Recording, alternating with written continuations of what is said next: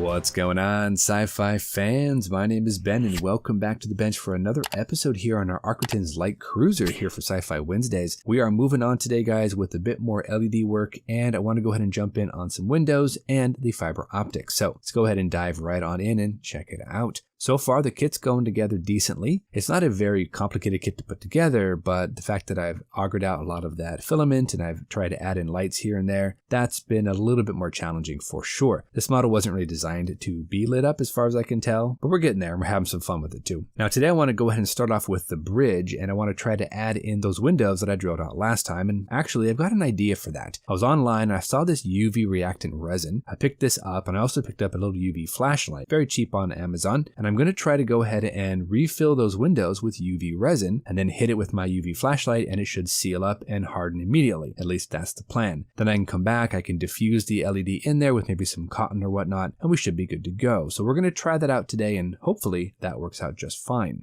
I also want to go ahead and work on the fiber optics. I do have a couple of plans for that, and I want to go ahead and get on that hanger bay and install those two LED lights. I think I might also use some more of that UV reactant resin to glue those lights in place, so I don't have to worry about the glue gun. I don't know how this is going to work, like I said, but I'm thinking drop a little bit of UV reactant resin in there, hit it with that UV flashlight. Hopefully can layer a little bit more resin in there, hit it with some clear blue, maybe make it a bit more opaque, and then we can go ahead and have hopefully a glowing force field type effect. Now, you're not going to see much of the detail in there, but that's okay. There's not much in there anyway. Again, I'm very much flying by the seat of my pants here. I'm really not sure what I'm doing. I'm just kind of going with it and having fun. And I think we're on the right track. So we'll have to see how it turns out. But let's go ahead and jump in there to our first time lapse. Start on those windows, get those UV reactant resin in there, try it out, then get on the hanger bay lights, try to get those all set up, and then drill in some fiber optics to go ahead and see if we can add a couple of little pinhole lights at random places on the ship. So let's go ahead and get into it, guys. Let's see what we can do. Let's get this party started.